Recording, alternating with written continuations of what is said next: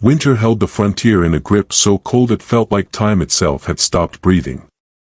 The land stretched white and endless, the sky low and heavy with a storm that had not yet finished speaking. Snow drifted across the open prairie like ghosts searching for a place to rest. Nothing moved. Nothing dared. Out here, winter chose who lived and who didn't. Elias Turner knew that better than any man alive. His cabin sat alone on a rise, its rough-hewn timbers rimmed with frost, the smoke from its chimney thin and wavering like a tired prayer. For years, the place had been less a home and more a monument to loss. Inside, the fire crackled and hissed, but warmth never seemed to reach him, not really. Just outside the cabin door, tucked beside a weather-beaten stump, stood two wooden crosses. Snow clung to the carvings. The names had faded, but Elias didn't need to read them to remember. Sarah Turner. Baby girl Turner.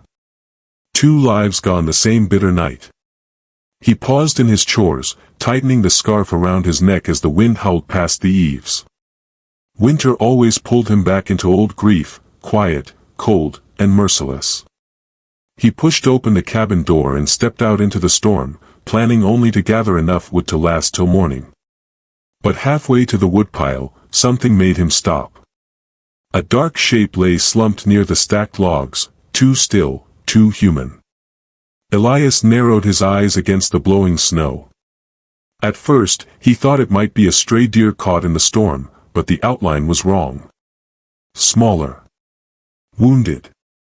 Cautiously, he approached one slow step at a time, hand drifting toward the rifle slung over his shoulder. When he reached the figure, the breath left his chest. It was a young woman. Comanche. Barely conscious, half buried in the drifting snow. Her braids were frozen stiff, her clothing torn, one side soaked through with blood that the storm was beginning to cover. For a heartbeat, Elias stood frozen, torn between instinct and caution. Years ago, he might have turned away, or had taught him to be careful. Loss had taught him to stay alone. But there was something in the way her fingers twitched weakly, reaching toward nothing, fighting to stay alive. No one should die out here alone. He crouched beside her and touched her cheek. Ice cold. Easy, he murmured, though he knew she couldn't understand. I've got you. Her eyes cracked open, dark, mistrustful, filled with pain. She tried to pull away, but her strength failed instantly. Elias didn't hesitate again. He slid his arms beneath her and lifted her gently. She weighed almost nothing, light as dried grass. The wind struck both of them hard, pushing against him as if trying to steal her away. Elias forced his way back to the cabin, boots slipping, heart pounding with urgency he hadn't felt in years. Inside, heat wrapped around them, but the girl shivered uncontrollably. Elias laid her near the fire, careful not to crowd her. She watched him like a cornered wild animal, breath ragged, shoulders tense with fear. It's all right, he said softly. You're safe here. Her wound needed tending, a deep cut along her side. The bleeding had slowed but not stopped. Elias fetched his old war kit, hands steady out of long habit. He cleaned the gash with warm water, then stitched it with the same calm precision that had saved men on battlefields long ago. She flinched but made no sound. When he finished, she sagged back against the blankets, exhausted. He offered her water. She accepted it with trembling hands. She said no name. Not a word. Elias didn't press. Whatever drove her into this storm was hers to speak, if she ever chose to. Outside, the blizzard roared on. Inside, silence settled between them, fragile, cautious, and strangely human. Elias sat a respectful distance away, tending the fire, keeping watch. He didn't know who she was or what danger followed her, but he had made his choice. He would keep her alive. And somewhere out in the vast white wilderness, unseen eyes were already searching for her. Morning came slow, pale, and bitter, as if the sun itself struggled to rise through the frozen sky. Elias woke at the first crackle of the fire settling low, instinct pulling him from sleep. The girl lay where he had left her, wrapped in blankets, breath shallow but steady. For a moment, he simply watched her, unsure what the new day would bring. When her eyes snapped open, Elias froze. She didn't move at first, just stared at him, alert and tense, as if trying to decide whether he was friend or danger. The faint orange glow of the fire flickered across her face, revealing features sharp with exhaustion and guarded suspicion. "You're awake," he said gently, keeping his voice low. "Your fever broke some."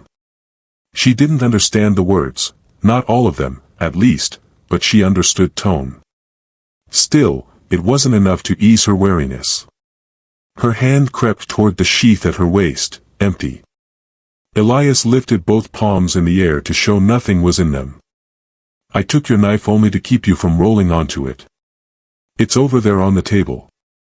You can have it back when you're steady." Her gaze flickered toward the table, then back to him, never fully relaxing. He rose slowly, moving as one might near a wounded animal. He ladled warm stew from a pot that had simmered overnight and set the bowl near her, leaving it within reach but not forcing it on her. After a moment's hesitation, she pulled the blanket tighter around her shoulders and reached for the food. She ate quickly but not greedily, eyes darting toward the door every few moments as if expecting someone, or something to burst in. Elias watched her movements carefully. Every flinch, every glance carried a shadow deeper than fear of the cold. Something had chased her into that blizzard. Something she still expected to find her. When she finished, she set the bowl aside without a word. Elias stoked the fire and leaned back on his heels. "You can rest here as long as you need," he said softly, though he knew she heard only fragments. "I'm not sending you out in that storm again." For a long stretch of silence, she didn't respond. Instead, she pulled herself upright with effort, gripping the edge of the table. Her side throbbed painfully under the stitches, and she sucked in a sharp breath. Elias moved forward a step. "Careful." She raised a hand, stiff and commanding, stopping him. Her pride was clear. She would stand on her own or fall on her own, but she would not be helped unless she chose it. After several trembling breaths, she balanced herself.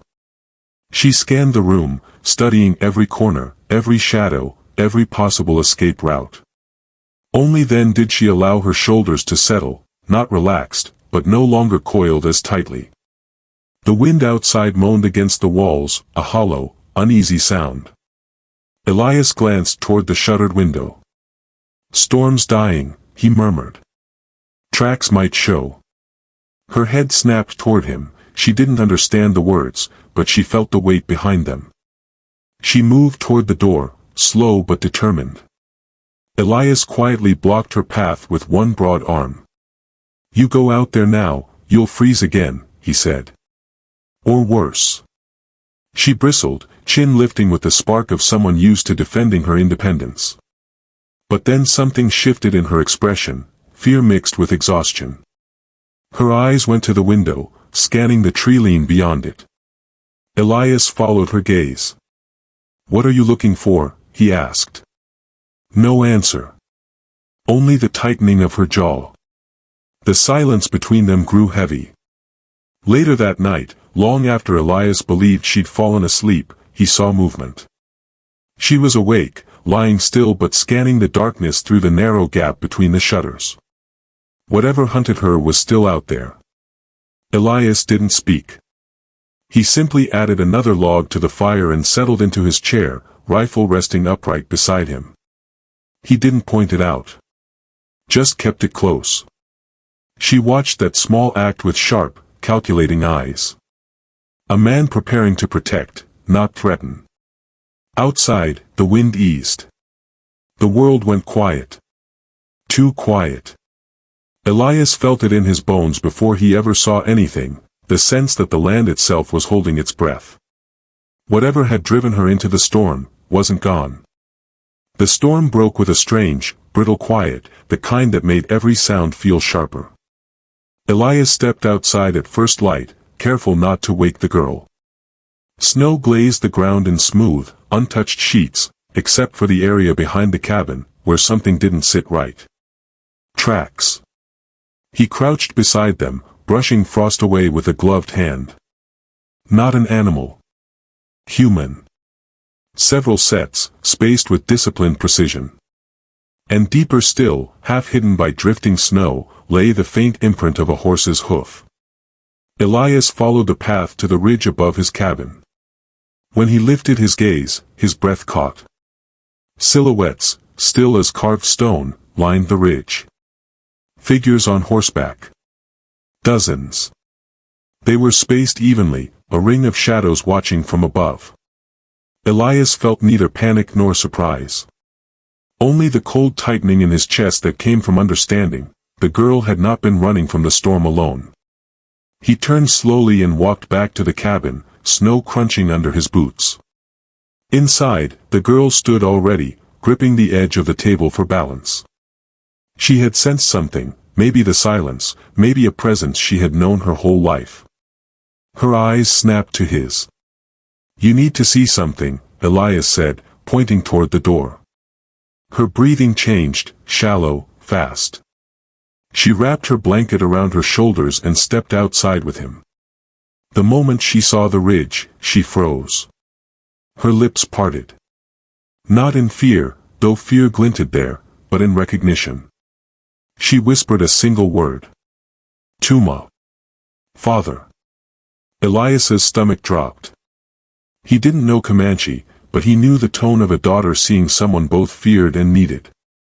Before he could respond, movement rippled across the ridge. The warriors descended. Snow sprayed from their horses' hooves as they formed a tight circle around the cabin, silent, efficient, practiced. Elias counted quickly, 20, 30, more emerging from the trees, until the ring felt impenetrable. The girl didn't retreat. She didn't cling to Elias. She simply stood there with a trembling strength, waiting. The riders parted, making way for the last man to approach. He was older, tall, his posture powerful even beneath the heavy furs. His face was carved with lines of leadership, grief, and the unyielding stare of a man who had survived more than he spoke of. He dismounted slowly, his boots sinking deep into the snow. Chief Maka Black Elk. Elias sensed it instantly. This was no ordinary warrior. This was someone who commanded storms, and expected them to obey. Maka's eyes went first to his daughter. Relief flickered across his features, quickly buried under authority. Then his gaze shifted to Elias. The air thickened.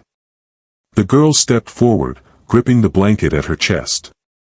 She spoke rapidly in her own tongue, the words tight and urgent, her voice trembling with emotion Elias couldn't decipher. Maka listened, expression stern but attentive. When she finished, silence fell like a stone.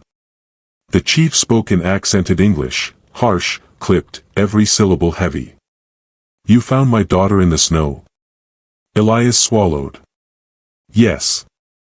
She was hurt. Freezing. I brought her inside." Maka's eyes flicked to the stitched wound, the blankets, the food bowl on the porch. His jaw clenched, not in anger, but the strain of reconciling fear with suspicion. "You touched her?" Maka demanded. "To keep her alive," Elias answered. "Nothing more." Maka stepped closer, not threatening, but weighing. Judging. His daughter reached out, resting a hand on her father's arm. She spoke again, slower now, her voice softening. Pain crossed the chief's features, followed by something gentler, relief. Then he faced Elias fully. "You saved what is mine," Maka said. "For that, I give thanks." The tension eased, but only slightly. "But understand this, white man. Her safety is our burden. Her choices are our tradition. I will return in 3 days." Elias felt a chill deeper than any winter wind. Maka's next words were colder still. "In 3 days, she will come back to us. If not, I return not as a father," his gaze hardened, sharp as flint. "But as a chief." He mounted his horse in one smooth motion, raised a hand, and the entire force moved with him, silent, disciplined, vanishing into the pines as quickly as they had appeared. When the last rider disappeared, the world returned to stillness.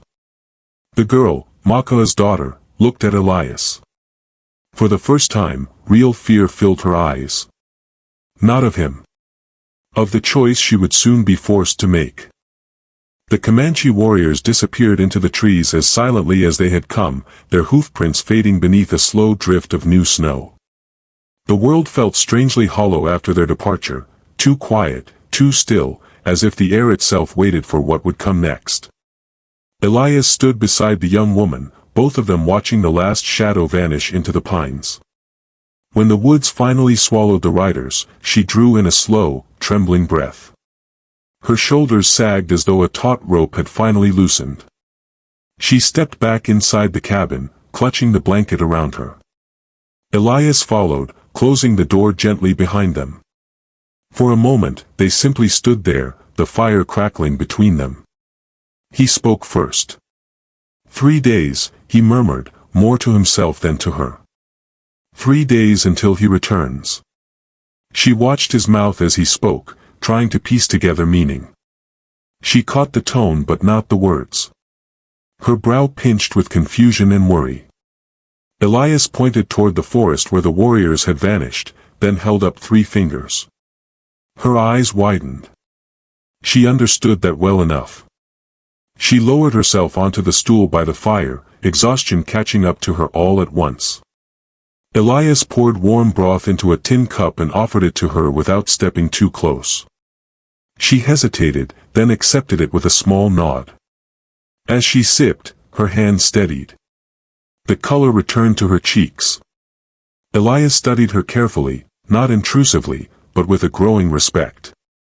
She was young, yes, but there was a quiet strength in her posture, a resilience only hardship could carve into a person.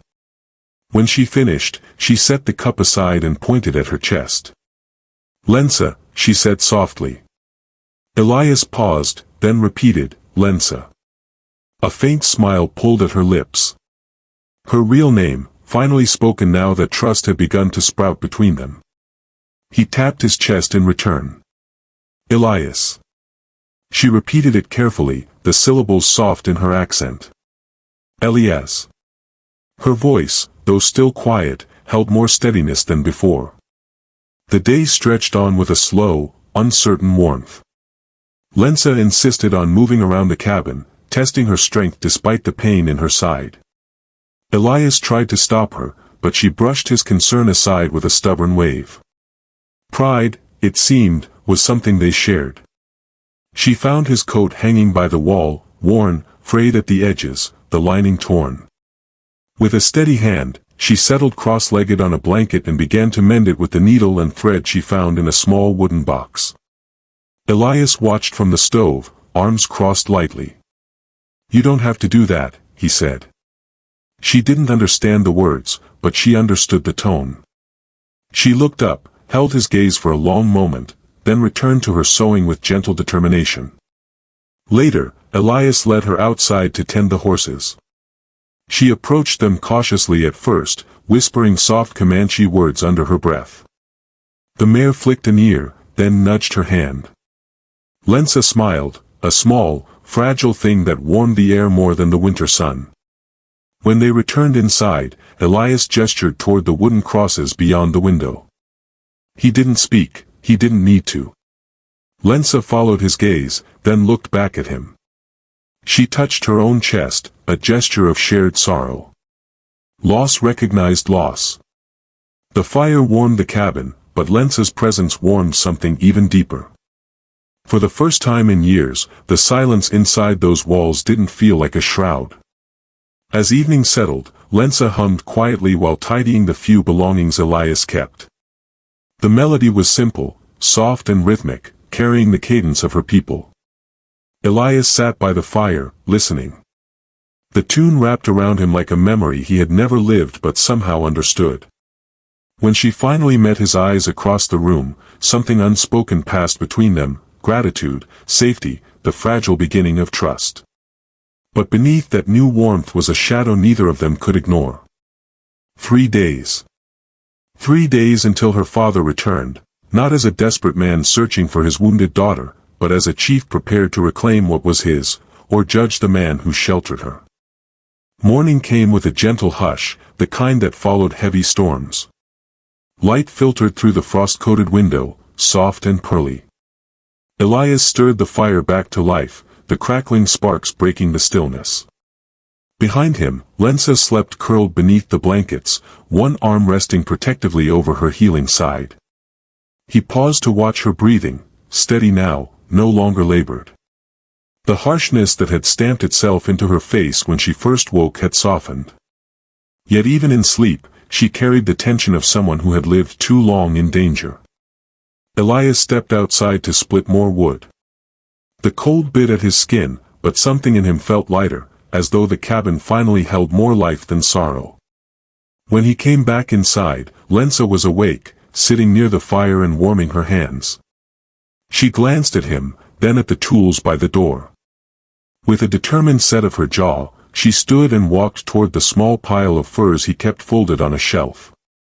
She gathered them and began stitching loose seams, her fingers moving with practiced precision. "You don't need to work," Elias said quietly. She didn't understand the words. But she understood him. She pointed at herself, then at the work in her hands, answering in her own language with a firm tone. It wasn't an obligation, she wanted to help. Wanted to contribute. Elias gave a small nod. All right then. They spent the morning in a rhythm that felt strangely natural. Elias worked on the fire and checked the traps he'd set earlier in the week. Lensa mended clothing, then swept the cabin floor with a worn broom, humming occasionally. The sound of her voice, soft and low, settled the air.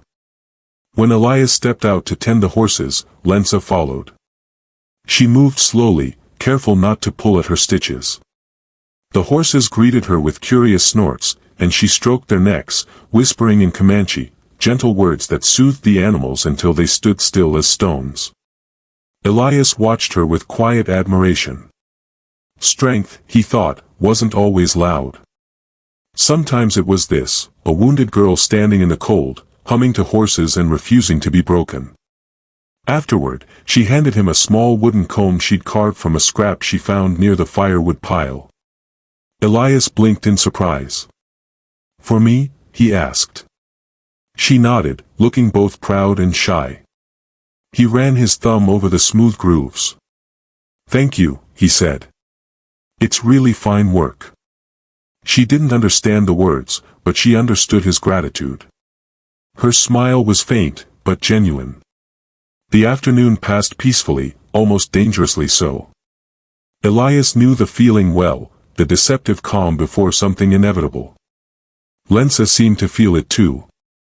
Now and then, her eyes drifted toward the forest, the direction her father had gone. She would fall quiet for minutes at a time, lost in thoughts she didn't share. Near evening, she touched her side with a wince. Elias noticed at once and gestured for her to sit. He checked the stitches gently, careful not to startle her. Her breath hitched, but she didn't pull away. The wound was healing well. "You're strong," he said softly. She understood the tone, if not the words. She held his gaze, and for a moment something warm flickered between them, recognition, respect, something deeper stirring at the edges. As the sun sank, Elias cooked supper, simple beans and venison. Lensa reached over and sprinkled crushed herbs onto the pot, enhancing the flavor. He raised his brows in surprise. "Improving my cooking, are you?" he teased. She didn't know the words, but she laughed, a soft, airy sound that made the cabin feel more alive than it had in years. But when darkness settled fully, the warmth shifted into something heavier. Lensa sat by the fire, staring into the flames. Elias recognized the look, fear masked beneath resolve. He sat across from her, not speaking, but letting his presence settle the air. She touched her chest, then pointed toward the forest. He nodded slowly. "I know. Your father." She shook her head, then pointed to the scar on her side, to the world beyond the walls, and back to herself. Her expression tightened with dread.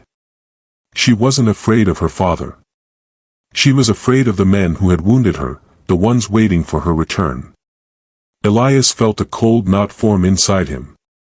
The 3 days were passing too quickly. And whatever decision awaited at their end would not come without danger.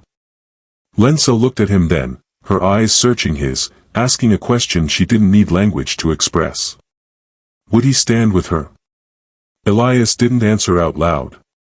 But he didn't look away.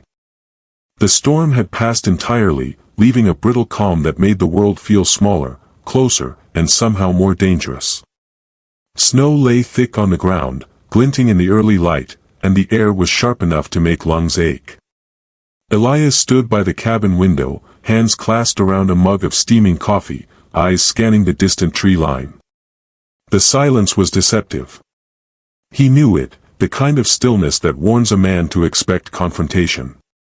Lensa moved quietly about the cabin, gathering her few belongings, brushing snow from her coat, and tending to the fire.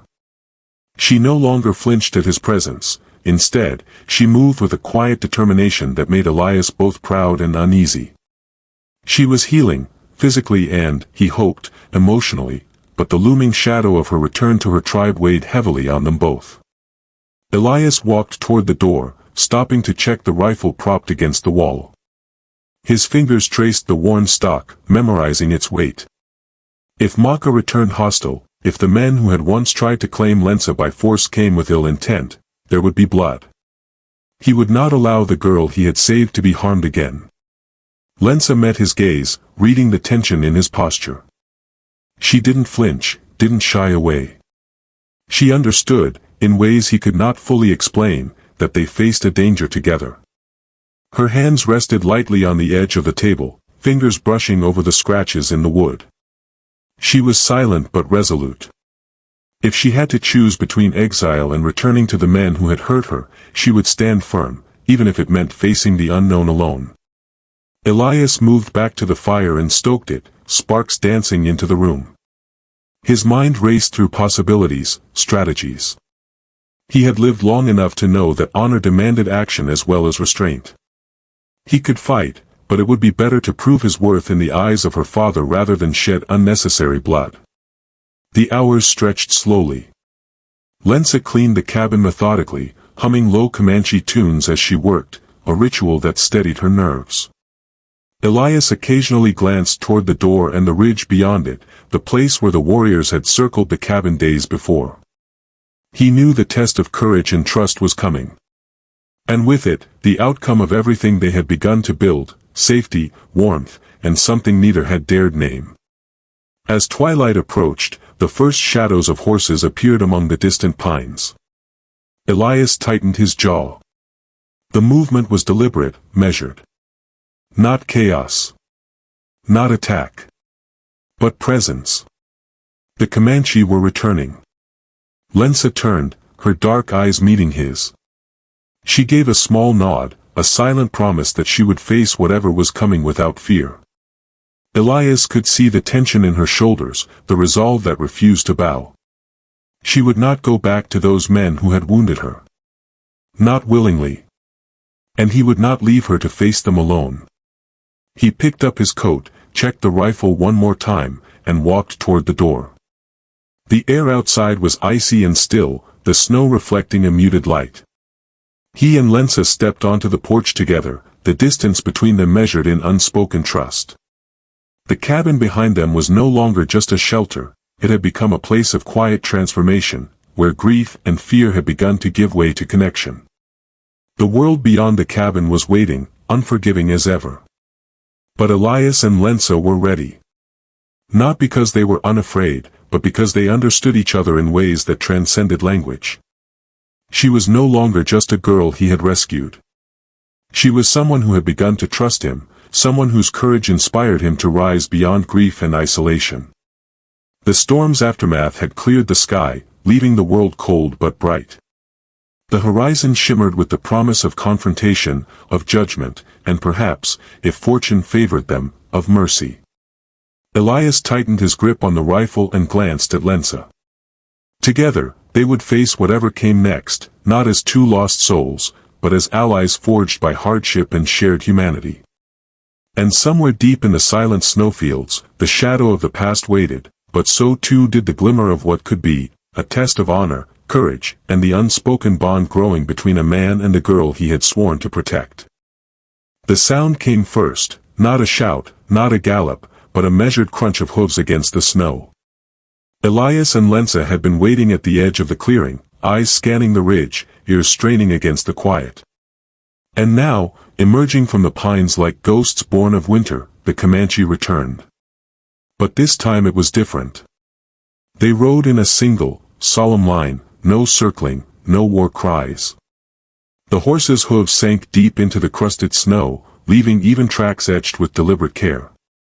Elias felt a strange weight in his chest, a mixture of relief and tension. These were not warriors coming for blood. They were here to judge, to witness, and perhaps, to honor. At the front of the line, Chief Maka Black Elk dismounted slowly.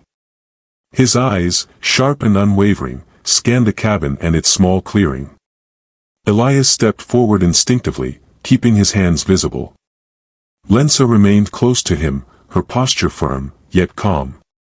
She had chosen her own path, and now it was time for the final reckoning. "I will speak," she said quietly, stepping in front of Elias. Her voice was steady, resonant with a quiet authority that surprised even him. "I will choose my own path." Maka's gaze swept over her, then turned to Elias. The chief's face was unreadable, carved with lines of experience and the weight of responsibility. There was no anger here, only assessment. "Every man has a spirit," Maka seemed to say with that glance, "and it is that spirit which must be weighed." Elias met Maka's gaze without faltering. He lowered his head slightly, a gesture of respect, but made no other move. The air between them was tense, charged with anticipation. Lensa remained at his side, silent, her trust in him evident even without words. Finally, Maka spoke, his voice deep and commanding. "The life you have preserved is precious. Yet preservation alone does not prove honor. The spirit must be shown." He gestured toward the trees. "You will demonstrate it. A hunt. Follow my tradition. Show me you respect the land and the life it gives." Elias nodded. There was no hesitation. A challenge was a test of honor, and he would meet it. Not only for himself, but for Lensa, for the trust she had placed in him, for the life they had fought to protect together.